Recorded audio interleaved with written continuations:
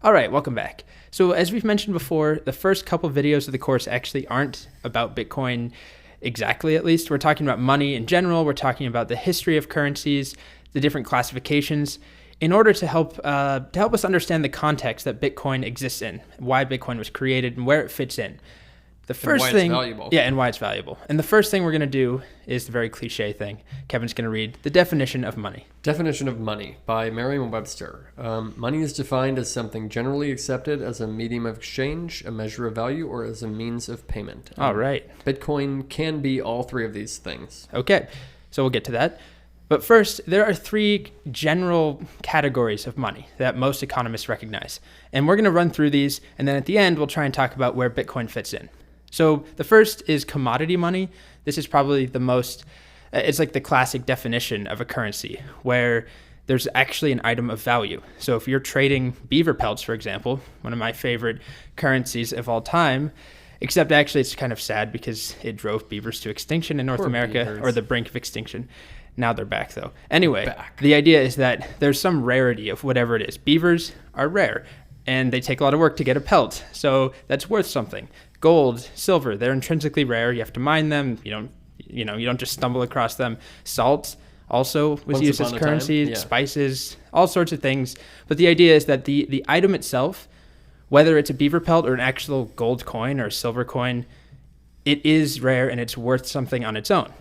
So those aren't that common anymore, as far as I know. No. Then the next group. Representative money. So representative money is a currency issued by a government that is backed by a physical commodity. So in this case, we've pictured here the gold certificate. So between the 1860s and the 1930s, the United States government issued these gold certificates, which could be exchanged for a given weight in gold coin. Then from the 1930s until the 1970s, the gold standard was continued, but it became more of a hypothetical. You couldn't actually go to Fort Knox and exchange a US dollar for gold, but the idea was that the US dollar was backed by gold.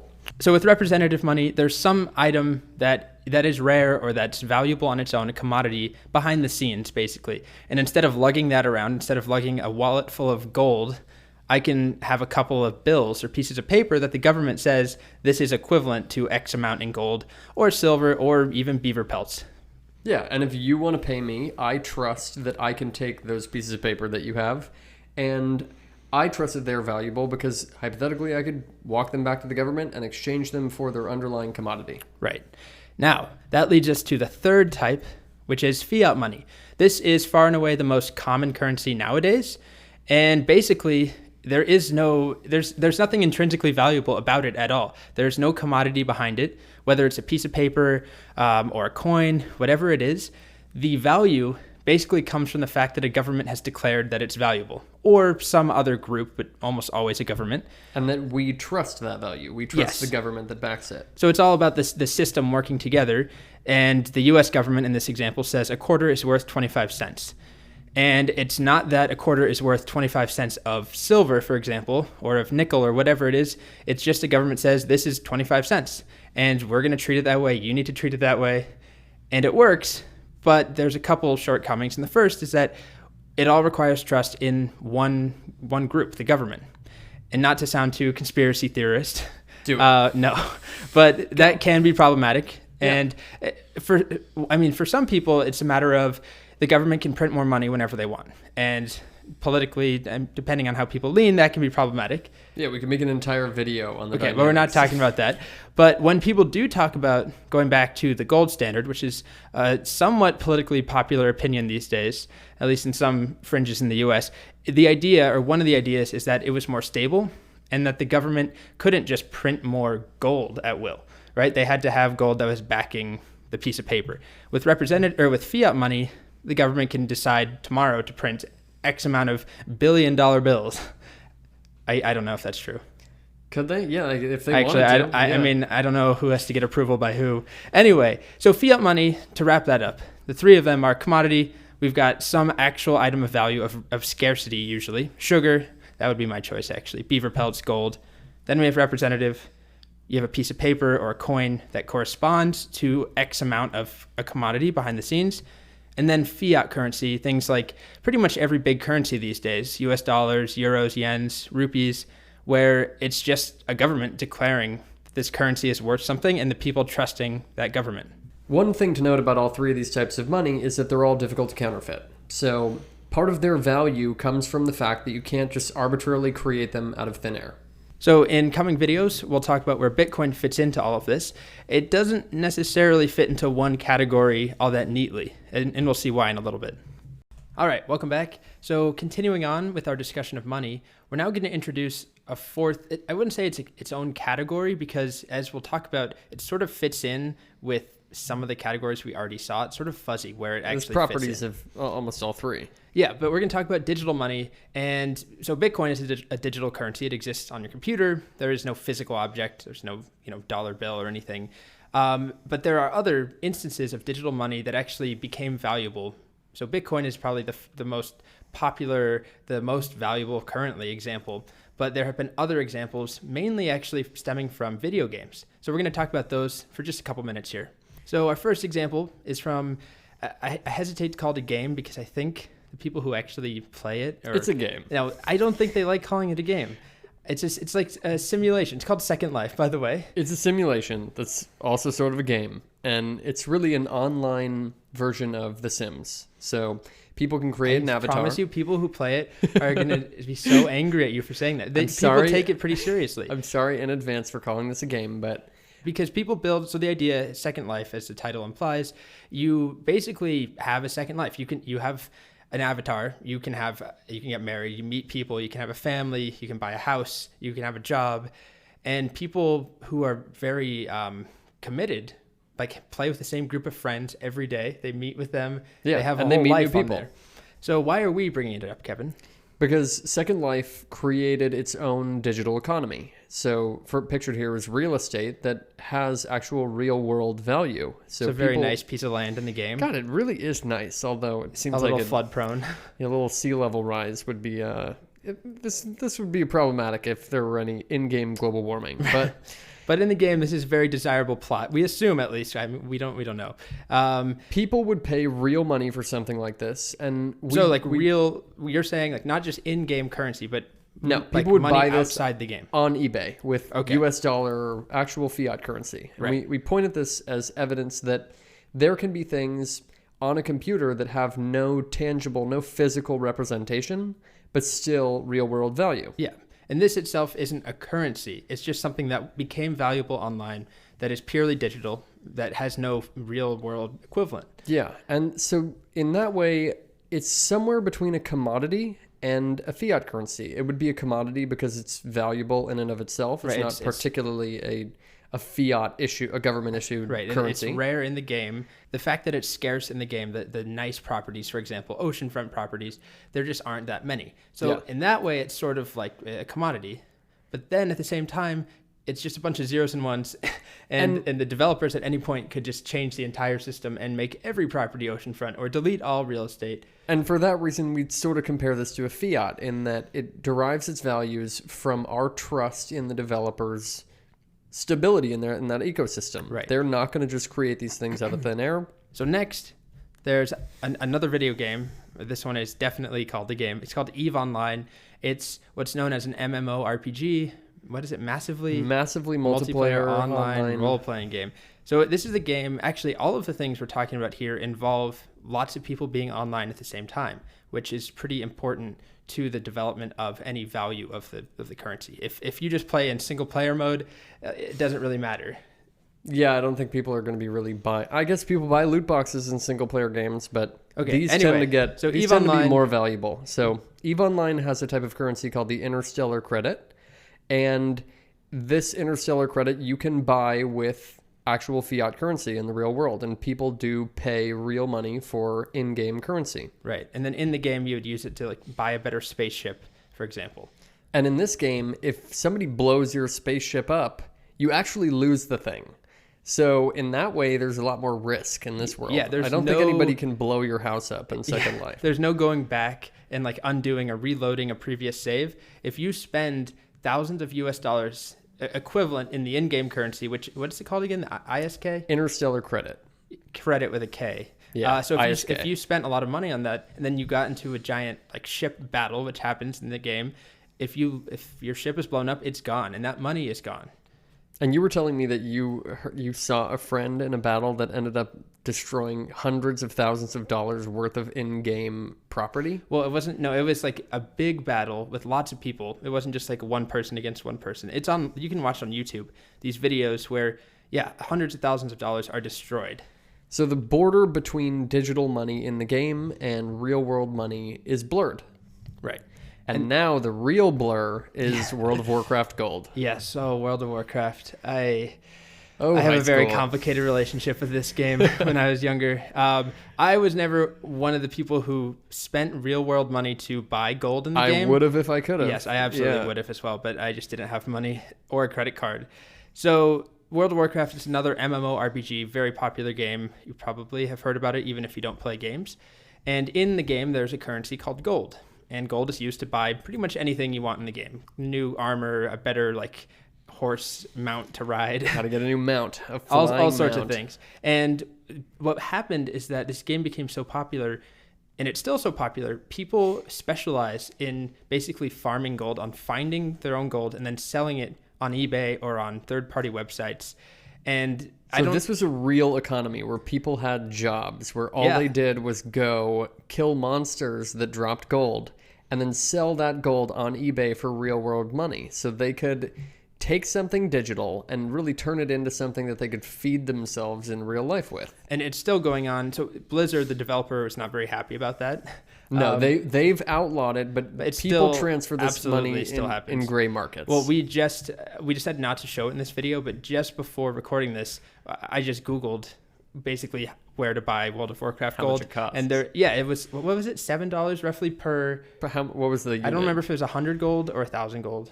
Yeah, but basically people will pay real Maybe money 10,000. with a real credit card for in-game gold. Yeah. And this is really the pinnacle of digital currency. And it goes back to last summer. We're recording this in 2018. In the summer of 2017, the Venezuelan bolivar crashed. So the currency in Venezuela crashed.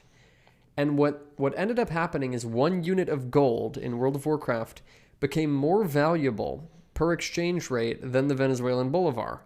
And what that effectively means is that people trusted Blizzard, a game developer, more than they trusted the central bank of Venezuela.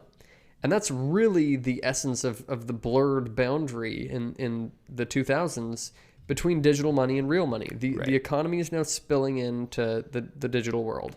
So that brings us to the main weakness, the primary weakness of all of these currencies we've mentioned, and not even just the digital ones, honestly. We're also including the US dollar or the euro or any specifically currency. Fiat and representative. Commodities, gold, you don't really need a central authority. Right. So yeah, if you have a stockpile of beaver pelts, even if the government that is, backing your beaver pelt disappears, you still have beaver pelts. Yeah. So you can stay warm for all winter. But with any of these digital currencies, for example, World of Warcraft Gold, if Blizzard just disappeared or they wanted to just change the currency entirely, all of a sudden they want to inflate the value. Diamonds. Yeah. And now there's a separate currency that's more valuable, and they flood the market with diamonds and they dilute the value of gold.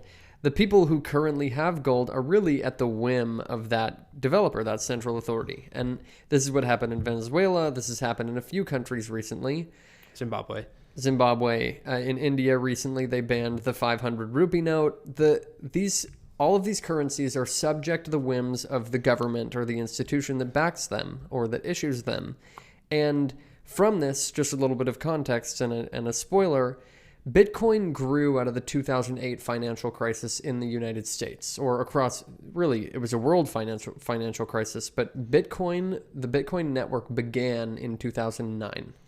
Right. And the other spoiler is that it is not a centralized currency. No, the point is that it's decentralized. Right. And in some ways, there are parties, there are institutions that are trying to take control of parts of it, but in general, the way the network works is, and the goal here with cryptocurrencies is to remove a central authority. Okay, that's enough of a spoiler. Moving on. All right, welcome back. We're going to do a little thought experiment now that we've talked about currencies and digital money.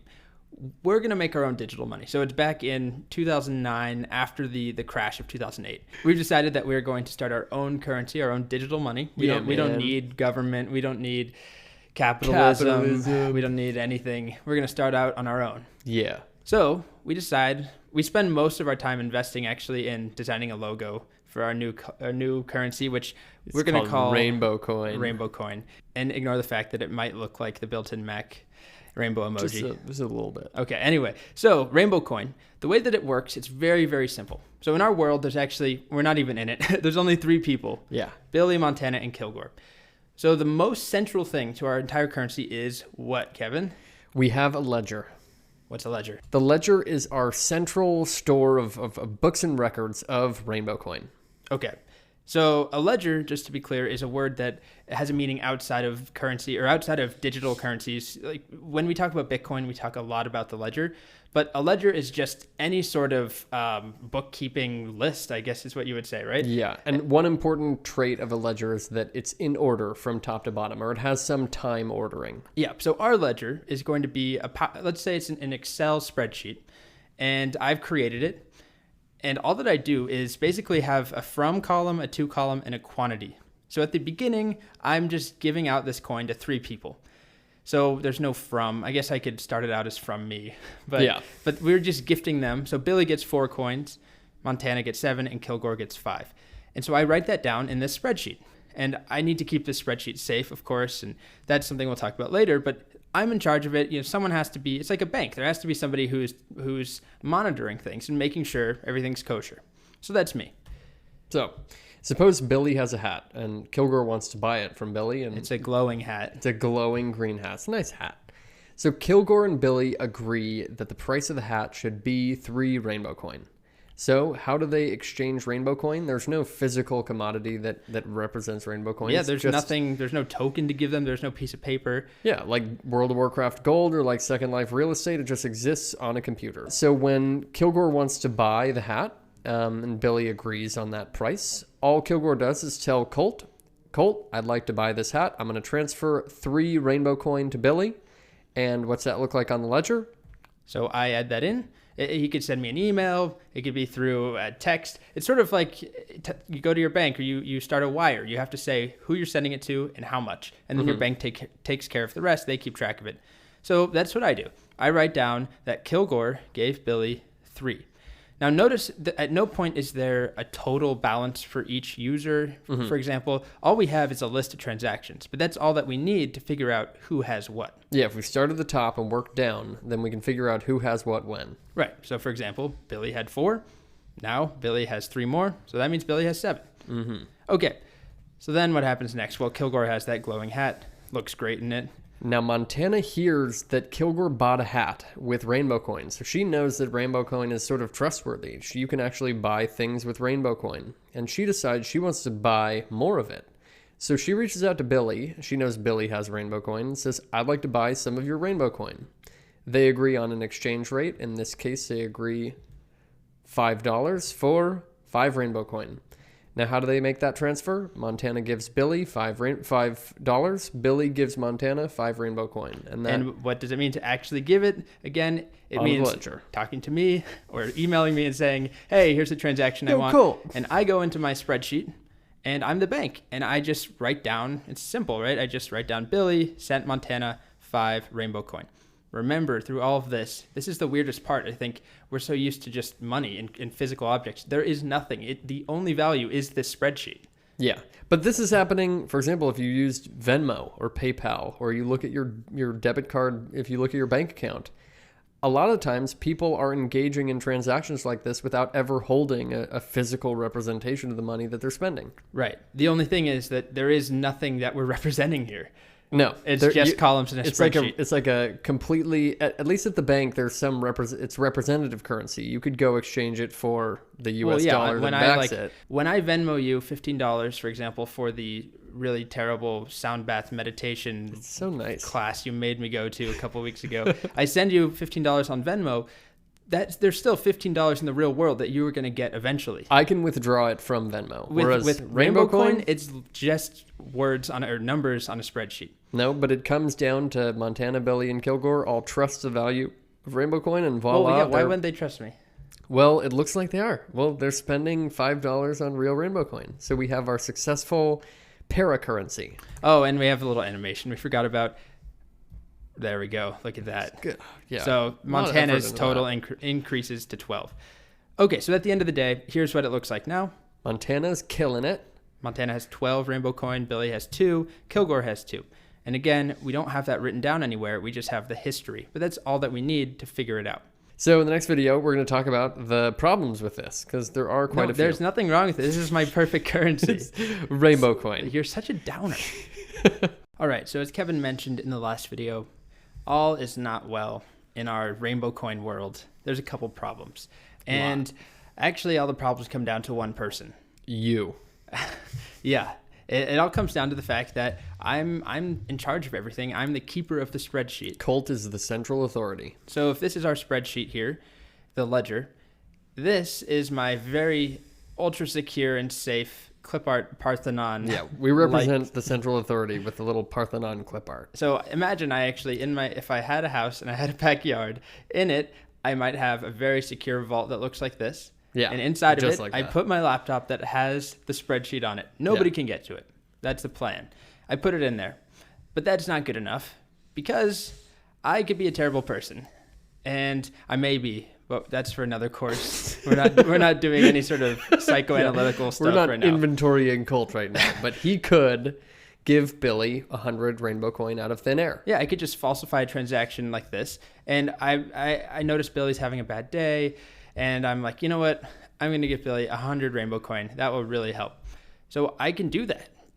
I'm issuing it. I issued it in the beginning. What's stopping me from issuing more? It's just like with World of Warcraft or with Second Life or any of those things. The developers could just decide that they need more currency in the game and just gift everybody however many coins. Or gift one person, and then it's unfair to everybody else. Yeah, so this is worse because now Montana and Kilgore are like, broke. What the heck?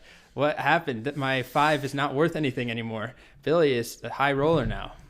So what else could you do? Well, I could also falsify a transaction from one person to another. So let's say that I've turned on Billy. I'm very angry. I don't know what happened, but Billy he did something. was a jerk. Yeah, he broke the circle of trust. And so I decide, you know what? I'm going to give 50 of your coin to Kilgore. And actually, in this example, Billy doesn't have 50 coins to give, but that doesn't matter. So now his balance is what? Negative 47. I can just go on to into the Parthenon, open up the computer, go to the spreadsheet, and do whatever I want. And that's unfair to Billy because he didn't sanction that. And this is one of the inherent problems with a digital currency with the central authority, is that because there is no underlying tangible representation that Billy is holding, Colt can just do this out of thin air. If we were talking about gold, or if we said that marbles were the currency, Colt would have to go and take them from Billy. Right. In this case, Colt, central authority, can just create the new entry in the ledger unfairly. Well, and in this case, like there's nothing. So even if we're talking about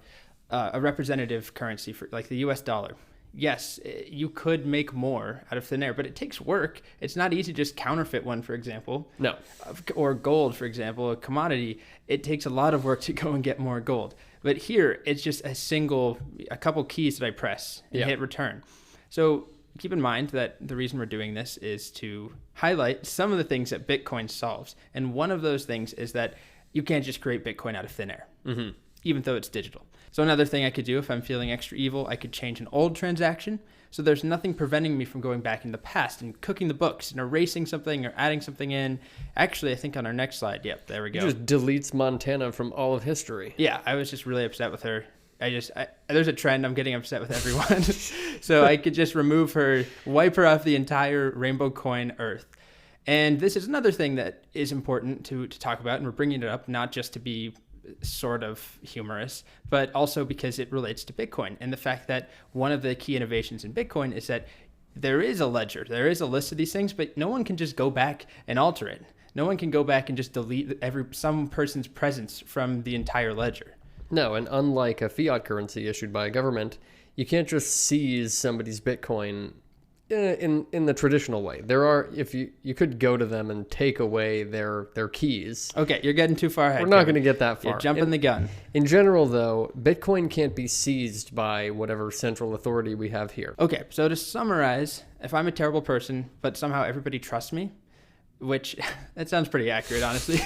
It sounds like me. But in this context, everyone trusts me to manage Rainbow Coin.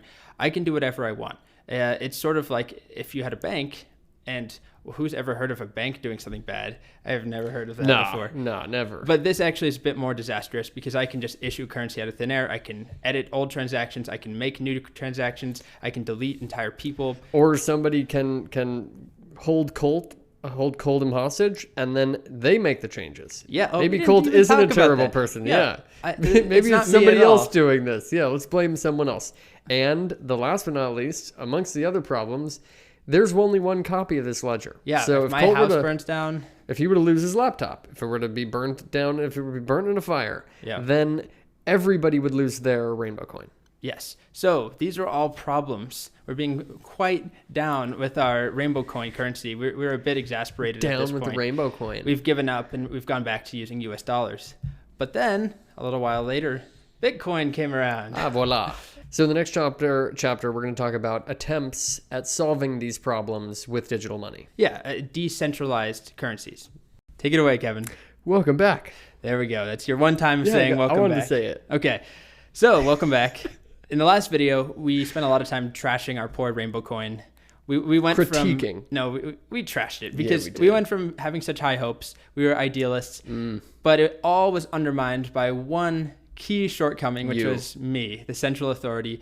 I couldn't be trusted. I'm a charlatan and a fraud. No, you were held hostage in one of those scenarios. Okay, whatever happened, the problem is there's a central authority. Central authority. It's a weakness, whether it's a government that you can't trust, or a government that collapses, or a bank that fails, or me storing my ledger on a computer, a single ledger on a single computer. It's a single point of failure. Yeah. That's the issue. So a sinkhole opens up, my Parthenon disappears along with my laptop. We're out of luck. The currency is done, right? Everything fails. And that's not good. So rather than having this single point of failure, what if we just took the ledger and instead distributed it across the globe? So in this case, we have 4 depicted on the map because that's all that fit while still looking reasonably okay. But in the case of Bitcoin, which Bitcoin does this, spoiler, it distributes it across 10,000 plus different computers across the globe. 10,000 public copies. Yeah. And along with that, there are so many complications, as you can imagine, about keeping things in sync and making sure that, what if the ledgers disagree? And we'll talk that's what the meat of this course is about, is how it works. But the innovation or the idea is to spread out the ledger. So there's not a single point of failure. And you're not relying on, one person or one place. Instead, it's all spread out. Yeah. So Bitcoin wasn't the first to do these things, but it built upon previous innovations that are probably not as well known, but we're going to talk about them now. Okay, so the 3 problems that a digital currency that forgoes a central authority needs to address AKA number decentralized. 1, decentralized. Number 1, it needs to be resistant to counterfeit. You can't be able to create it out of thin air. Number 2, you need to have a controlled supply. Also, you can't create it out of thin air. And number 3, it needs to be secure. So we shouldn't be able to create a transaction from Billy to Kilgore without Billy's permission. So these 3 problems were addressed on the next slide in these 3 earlier attempts at digital money. So back in 1998, all the way back then. All the way back in the day. A long time ago. I think Abraham Lincoln was president. Be quiet. Back in 1998, this guy named Wei Dai created B-Money. Yeah. And so this is a while ago relative to how fast cryptocurrencies have developed. Bitcoin appeared in 2009-ish, 2008, 9, 10. 8 and 9. 8 and 9.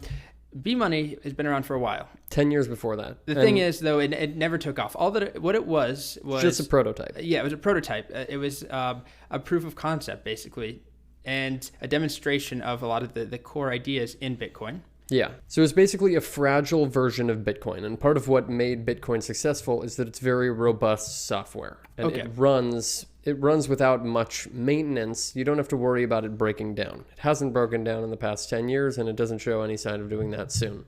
So it was a decentralized currency, though. Wei Dai found a way to make digital scarcity. And using cryptography, which we're going to describe in much greater detail in later chapters in this course, but using cryptography, Wei Dai found a way that you can make something that's very difficult, or if not impossible, to counterfeit given modern technology. Right. And unfortunately, so he actually implemented it. It was a real thing, unlike BitGold, which we'll talk about, which was just a theory or a paper. B-money existed, but it just didn't take off because it was a pretty fragile implementation. It was basically fragile Bitcoin. Yeah. So that brings us to BitGold, which also I think was in 1998. Enter BitGold, 1998, written by someone named Nick Szabo. And Nick Szabo wrote this paper or published this concept called BitGold. And Nick Szabo's innovation here was something called, I don't think he coined the name blockchain, but he basically came up with a way to distribute a ledger across many machines, across a network. And not only that, part of distributing a ledger is you want to make this ledger untamperable. He also used cryptography in a way that made it very difficult to edit the history. And then comes the one with the catchiest, best title ever, Reusable Proof of Work. RPOW. Back in 2004, so more recent than the first two, which were in the 90s. So written by someone named Hal Finney, who passed away a few years ago, but is still well known in the space. Hal Finney is actually the first person to receive Bitcoin from the creator of Bitcoin in 2009. And some people theorize, it's a conspiracy, right? That he was there's actually plenty of conspiracies one here. of the creators, or if not the creator. It could be any one of these three people. It could be Nick Szabo as well. That's another popular option, right? Yeah, and it could be a group of them. But so reusable proof of work was an iteration on B-money in that Hal Finney figured out a good way to use cryptography to create a stable supply of a digital currency. So the reason this is necessary with digital money is because if you're creating a decentralized digital money, and we're talking about something purely digital, you need to make something that you can't just copy and paste. If I was supposed to email my digital money to Colt, now there's two copies of my digital money. Colt has the copy in his inbox. I have the copy that's in my outbox. How do we make sure that only one of us spends it? So reusable proof of work, RPOW, was an iteration on Wei Dai's work, and Hal Finney figured out a good way to effectively create artificial scarcity on a digital currency, something you can't just copy and paste and make copies of, effectively making it uncounterfeitable. And when combined with concepts from the above two currencies, we get the next chapter. Yeah, we're finally getting to Bitcoin. So all that we'll say about these aren't all that important that you actually understand what they did. And if you actually want to read details about them, it gets pretty complicated and hard to understand. But they were precursors, and that's important. We want to make sure that we're not giving you the idea that Bitcoin was the very first cryptocurrency ever to have the idea of a decentralized network, or a decentralized ledger. It was the first successful one. Yeah, it's the first one that caught on. But for example, RPOW, I mean, it was intended to be a prototype as far as I know, but it could have caught on. And we might be in a different place. Or B-money could have caught on if it just didn't. Bitcoin came at the right time and built on solid innovation in the past. So in our next video, we're finally going to talk about Bitcoin. Okay, that's enough. Real good, Colt. And we have some demon children. I feel like we're a Radio Lab right now. Oh, that's creepy. Okay, next video. Cut.